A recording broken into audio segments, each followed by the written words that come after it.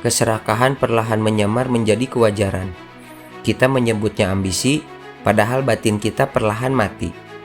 Kita mengejar segala yang ada di atas sana, hingga lupa rasa menapakkan kaki di bumi.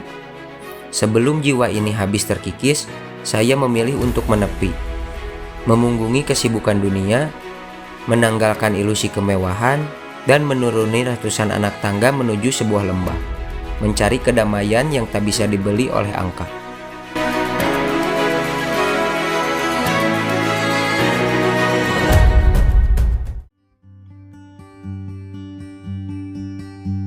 Perjalanan ini bermula dari pelarian. Saya jenuh pada rutinitas, pada kota yang terus berteriak bising, dan pada keserakahan dunia yang seolah tak pernah menemukan kata cukup. Beruntung, pekerjaan saya di bidang perikanan kerap mempertemukan saya dengan para petani dan pembudidaya ikan. Melihat tangan-tangan kasar mereka yang merawat air, menyadarkan saya. Mereka berselaras dengan semesta, menghargai budaya, dan tunduk pada alam. Dari merekalah kerinduan saya akan alam hadir kembali. Mereka bilang, nama adalah sebuah doa. Bagi saya, nama adalah kompas yang akan selalu menuntun saya pulang. Kenalkan, nama saya Almi, dan ini adalah ruang kecil saya, Aksara Nusa. Sebuah nama yang lahir dari denyut nadi kehidupan saya sendiri. Aksara adalah putra pertama saya yang mengajari saya mengejar rindu, dan Nusa adalah putra kedua saya yang lahir menghirup udara dunia pada 6 Maret kemarin. Kehadiran merekalah yang melahirkan sebuah janji dalam dada ini untuk merangkai aksara dan menjelajah Nusa, mencatat setiap jengkal perjalanan di bumi untuk diwariskan kepada mereka nanti. Realita tak bisa ditinggalkan begitu saja. Sebelum kaki ini benar-benar melangkah, ada tumpukan laporan pekerjaan yang harus saya selesaikan terlebih dahulu di atas meja sebelum saya memulai perjalanan pertama ini.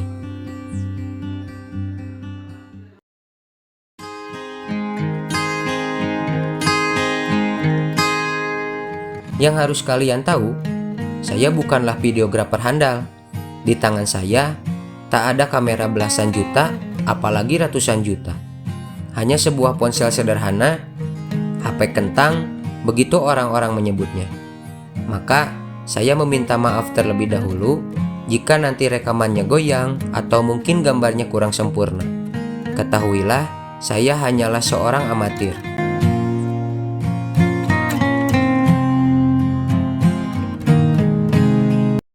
Tapi niat saya jauh melampaui urusan visual. Saya ingin perjalanan ini tertulis dan terekam agar kelak anak cucu saya tahu arti sebuah penjelajahan. Saya ingin membuat mereka bangga sekaligus memposisikan diri saya sebagai murid yang terus belajar tentang norma, adat, dan alam. Di langkah amatir ini, saya tidak sendiri. Ada cucu di sini. Seorang sahabat yang ikhlas menemani kemanapun arah kaki ini pergi. Tujuan kami kali ini adalah Kampung Naga. Orang bilang nama naga di sini bukanlah hewan mitologi, melainkan plesetan dari kata nagawir, sebuah isyarat bahasa Sunda untuk tebing atau lembah yang curam. Sebelum benar-benar menyelam ke bawah, secangkir kopi hangat selalu menjadi jeda yang sempurna, karena kami tahu apa yang menunggu kami di depan sana.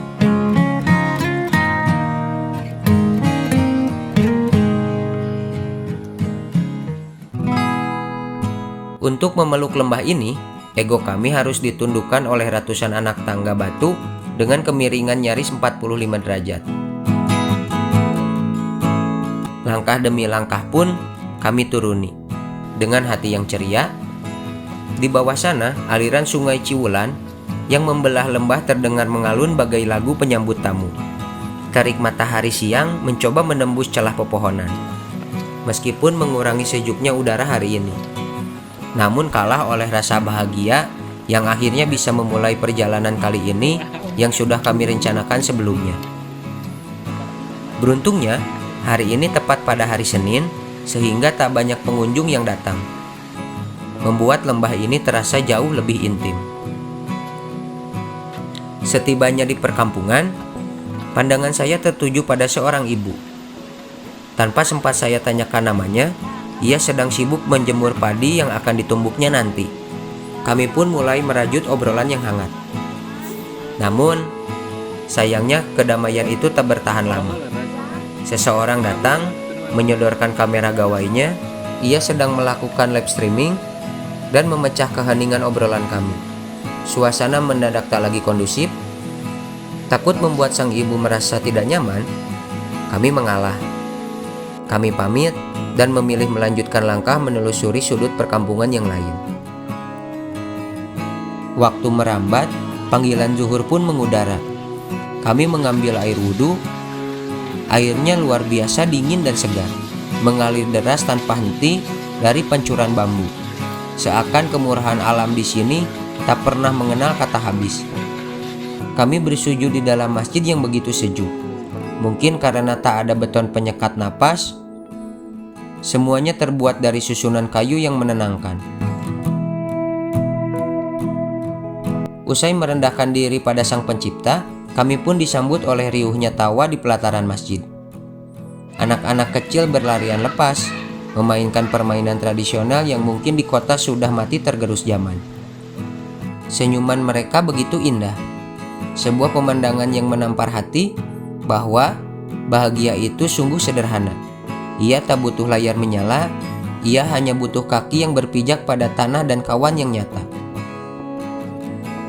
Sejauh mata memandang, harmoni di kampung ini mewujud pada deretan bangunan yang seragam. Tak ada yang ingin tampil mewah, semua rumah menggunakan material alam. Kayu, atap dari ijuk, dan dinding anyaman bambu tanpa sentuhan cat modern. Mereka bahkan pantang menantang matahari. Tak satu pun rumah boleh menghadap timur atau barat. Semuanya harus sejajar menghadap utara atau selatan.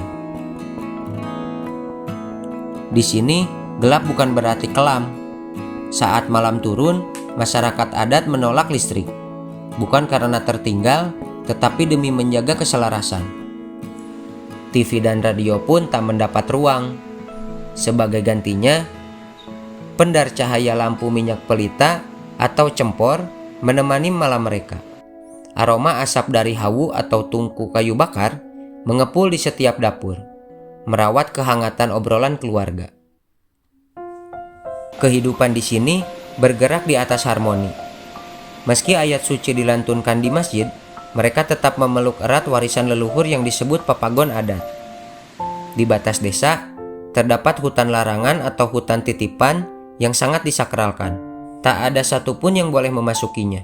Sebuah kesadaran purba bahwa membatasi keserakahan manusia adalah satu-satunya cara menjaga ekosistem dan mata air tetap lestari. Di ujung jalan menuju ke pulangan, saya kembali bertemu dengan ibu yang tadi. Kini tangannya luas menumbuk padi. Suara ketukan alat tradisionalnya menggema, melontarkan ingatan saya jauh ke masa lalu, pada sosok mendiang nenek di kampung halaman.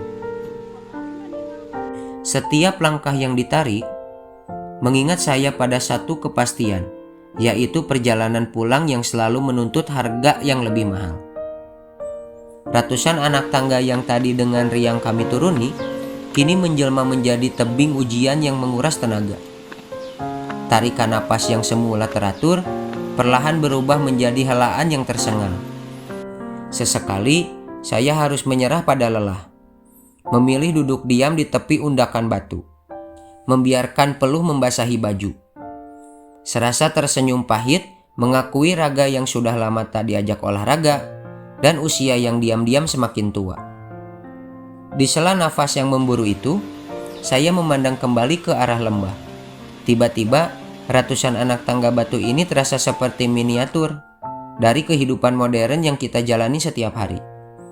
Di luar sana, di balik layar-layar bercahaya dan riuhnya perkotaan, kita selalu dipaksa untuk terus menanjak. Dihantui oleh tenggat waktu, dikejar oleh angka-angka pencapaian, dan dicekcoki ilusi bahwa kebahagiaan hanya milik mereka yang berada di puncak.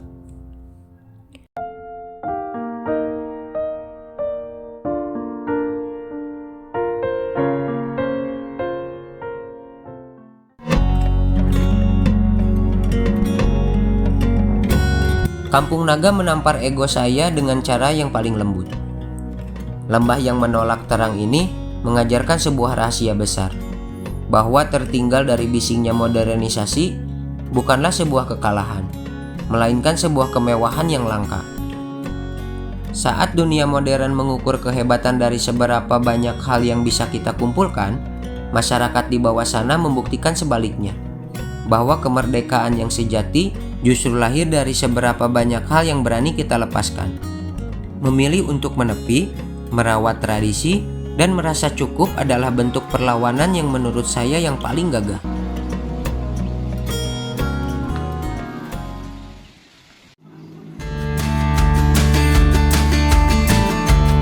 Kaki ini mungkin masih gemetar, tapi hati saya membawa pulang sebuah lentera baru. Perjalanan pertama ini mungkin penuh celah dan ketidaksempurnaan.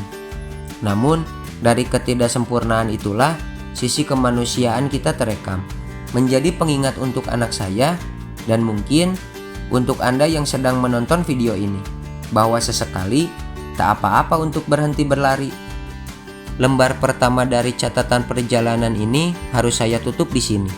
Terima kasih sudah meluangkan waktu. Terima kasih sudah bersedia membiarkan lensa kecil ini menjadi mata kalian. Tetaplah di sini dan nantikan lembar cerita saya yang selanjutnya.